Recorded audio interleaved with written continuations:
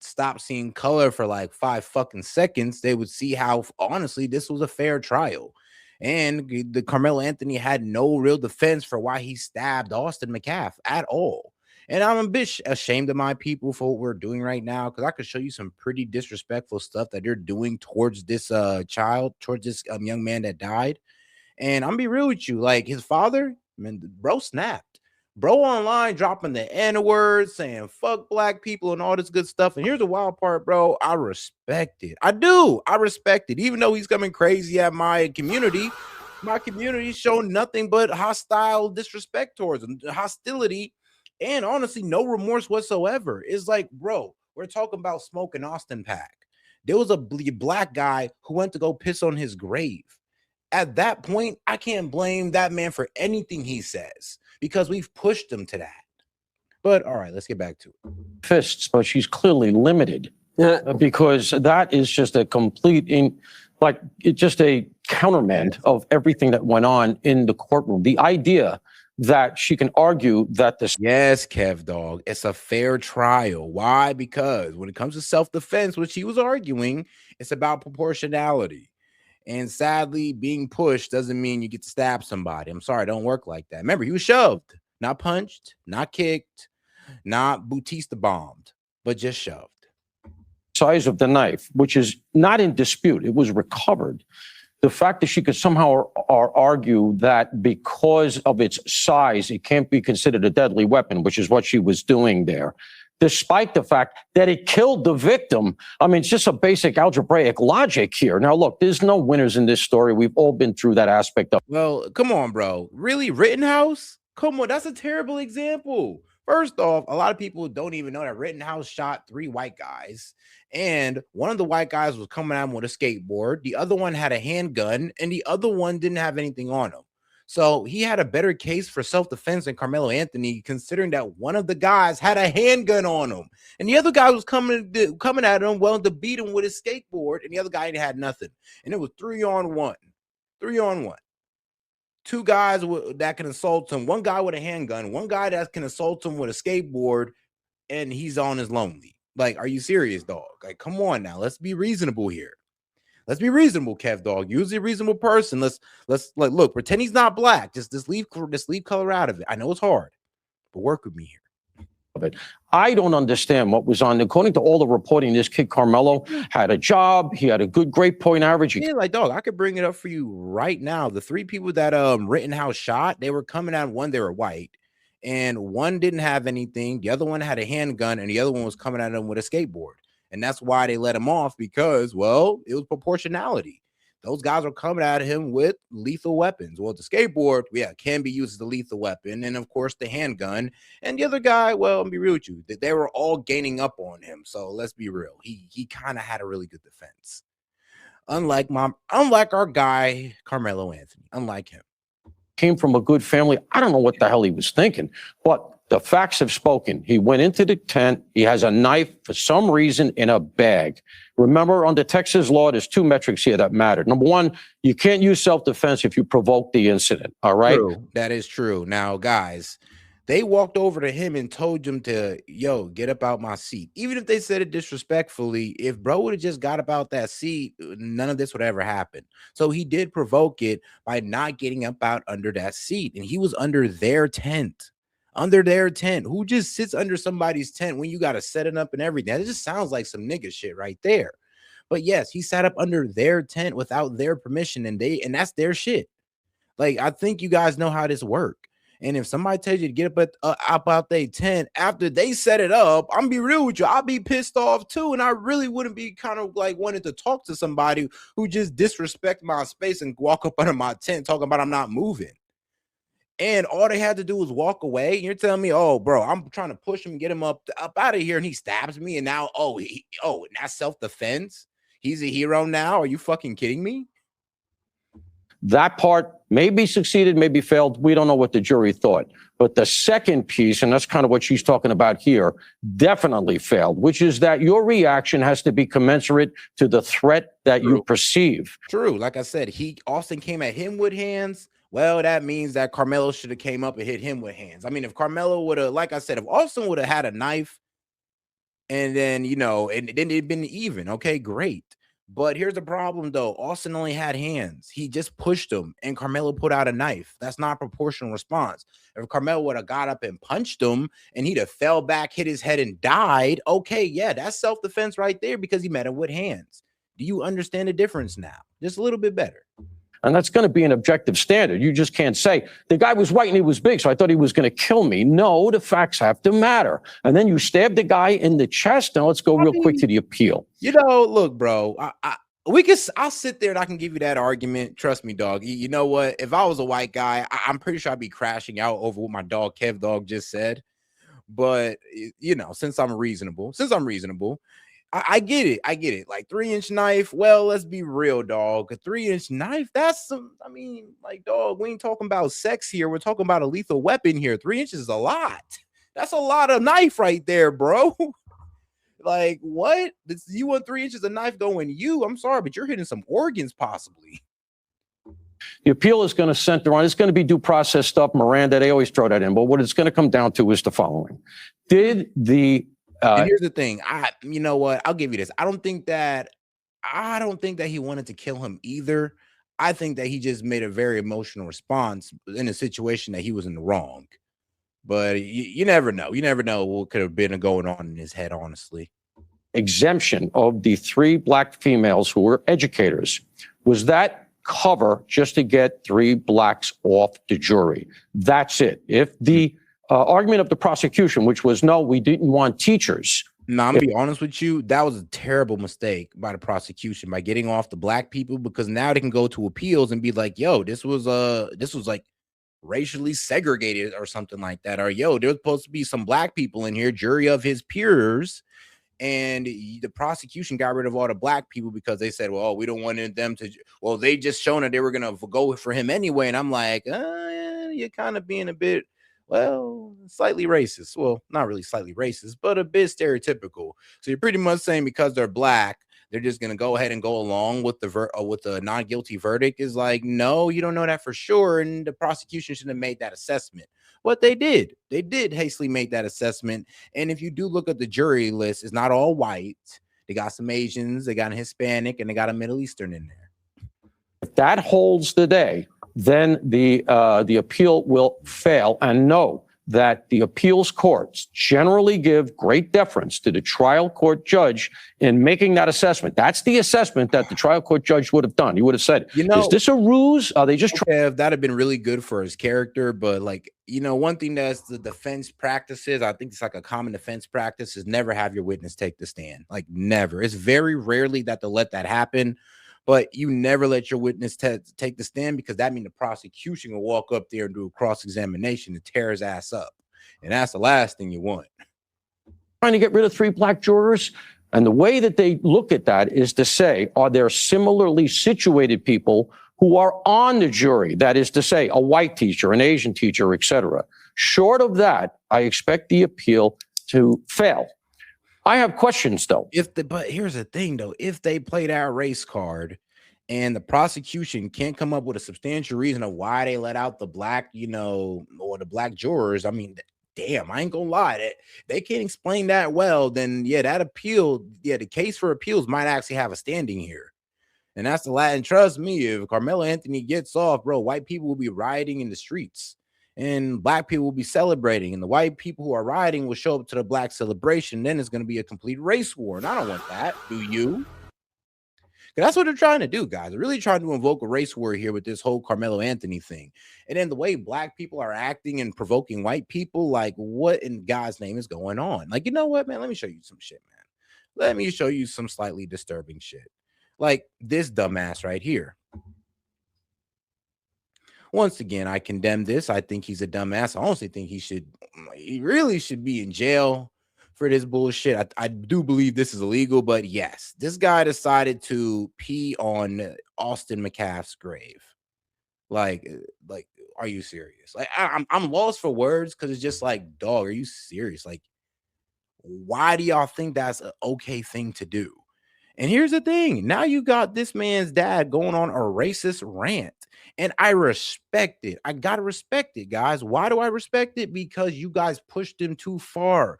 I had to sit there and put myself in his shoes. And I'm just like, you know what? If my son died, an entire community's coming at me talking about, oh, he deserved it. Oh, F your son. Oh, yeah, then it's fuck that whole community. And I'm coming for the jugular at that point. So, as a man, I respect him for that one. Even though he's coming at my community, I respect what he did. But let's go ahead and listen to some of just a little bit of this racist rant, because I know y'all want to hear it. And I want to hear it again myself. Support somebody blindly, even though they did wrong. You're going to support someone who does something against the law. You're encouraging and saying it's okay because he's a certain color. Oh, you've got more melanin than me. Ooh, so you get more in privileges, more entitlement? Because 400 years ago, someone actually sold you to us and we took you over here and put you to work. And then we had a civil war to free your ass. And now you want to talk shit? Oh, I've been so oppressed. You couldn't even vote 1960. Look how far you've come. Look at all the free shit we give you. You're not oppressed. You're fucking entitled. You know what DEI stands for? Yeah. It means I don't have to be fucking qualified. I just have to be a certain color or a race or gender. Whose broad ass idea was that? I don't know about you, but when I grew up, there was no participation trophy. Man, shoot, I ain't gonna lie. That is a new thing. That's a new thing. Cause yeah, when I was growing up, and I'm only 31. And when I was growing up, there were no participation trophies. That was like a new thing that was just coming out that I thought also was kind of gay. Like, you're giving out participation trophies, bro. Let these kids know that they're losers so they can be better. Fucking loser ass kids. There wasn't a safe space created for me because my feelings were hurt. We had to take actual responsibility for our own actions. Wow, what a concept.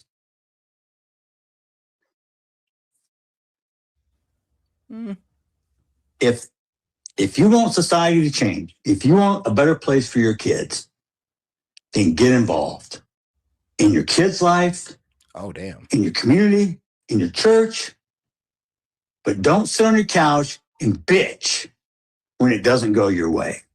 Next question. All right, my man's going on. Can I ask a question real quick? Hey, Jeff. Man, all right, we're taking questions on the. All right, well, let's go to some of the shorter clips here. He's an asshole. Or he's the greatest guy. He'll give you the shirt off his back. So they both can be right. That's true. Because I give what you get. Or what you give, or to me, I'll give it back. So am I racist? Yeah, I'm racist against assholes. I don't like them. Yeah, I feel you, bro. I mean, like I said, bro, his kid got stabbed, and because because this young black man's going to jail, Carmelo Anthony, because he's going to jail, it's F this man's son who did nothing but push him. And here's the thing, like, this young man had every opportunity to walk his ass out of that situation, but he didn't. He chose to sit there and escalate it. This was never about race. This was never about race. Please don't make it about race and don't politicize it. And what did you do? Yeah, that's a funny, what's crazy? That was the first thing he said when he came out. That's why I was shocked when he came out with this video, because I was like, damn, bro, you was the first one saying don't do this. Now you out here going off, and I get it. I had to respect it. Like I said, somebody come out like that against my family member after they died. It's just like, all right, then I guess it's F all y'all. You chose both. The race card, black fatigue, it's real. I'm sorry. You have embarrassed your own culture and race. Don't get me wrong. We got a lot of people that embarrass the shit out of me too. Hey, don't get mad. I say that shit all the time. Don't get mad. Yeah, y'all hear me say it way too many times. And bullies be fucking around and nah, here's the thing, guys. I mean, even if he's a bully, guys, let's be real. That's a very cowardice way of looking at it. And I mean, this is what I mean by cowardice. When we face our bullies, we meet our bullies like at their level. It's like you facing your bully is not you shooting your bully or stabbing your bully. That's a bitch move. You facing your bullies, yeah, you like, yo, me and you outside after school, we throwing hands. That's you meeting your bully. What he did is some pussy nigga shit. Let's just keep it real. What he did was some bitch ass nigga shit. You look that man in his face, you be like, bro, we gonna meet outside up front, we throwing hands. Not, oh, I'm gonna run up on you with a knife like a bitch. What type of shit is that? Why would we defend this as men? As men, what the fuck are we defending this for? But you guys, you got a patent on that shit. Let's not forget who we are, guys. And the only people that's going to change it are you. Don't blame the white person because we can't change it. But you're going to blame the white person for every fucking thing else. We're the bad ones. We're the one that held you down. Guess what? You can do everything in America that I can do. Tell me one thing you can't do that I can't do. We all have equal rights. What's it say? All men are created equal. Facts. The First Amendment protects free speech. I'm for it. Free speech doesn't guarantee you safety. Perfect example, Charlie Kirk, a man who I admired, looked up to. You know why? Because he could fight with words and logic. He didn't need fists, guns, or knives. No. He sat down and talked with you. How do you solve any situation when there's a problem? Communication. Charlie was an expert. That's one person I admit I would not want to debate. He was a walking chat GPT. Nah, I'm weak. Nah, not gonna lie though. Charlie did have his facts ready to bring up at any moment. But yeah. Drew Anthony, Kayla, you're cowards. You wouldn't even show up for your son's sentencing or victim statement impact. You abandoned your kid. You left him there. I guess he's no more use to you because you can't get any more GoFundMe money or GoSendGo money. Yeah, I did hear about that sick ass shit too. It's like, yeah, y'all defending these parents as if they're model parents, but like, let's be real. Like, if they really raised their kid well, why the hell did he do such an idiotic action? Why the hell did he take such a cowardice move if they raised their son oh so well? You are grifters. You should be ashamed of yourself. You raised that child, and I swear to God, CPS to come check on those other 3 that you still have. You never once admitted or took accountability. You tried to play victim. The real victim is the one who died, not the one who shoved a knife in his chest. Nah, facts. I come to pray with you and show the world we can close the gap of this Oh, that was disgusting. Yeah, I did hear about that. Like, bro literally try to go pray with these people, and they literally like booed him, yelled him out the church. And bro was trying to come as a brother, low key as a brother in Christ, and our people rejected him. I was like, low key, like I said, I'm low key disgusted at my people for this right now. Like, this is absolutely despicable. It's unacceptable. But look at us. This is what we've become. I mean, bro, our ancestors would literally be ashamed of us if this is what they found out they fought so hard for. If this is what they found out that they died for, man, these motherfuckers turning their graves right now, dog. I just gotta keep it real. Ain't no way. Ain't no way we've sunk this low. Believable racial divide. And what'd you do? You widen the gap even further.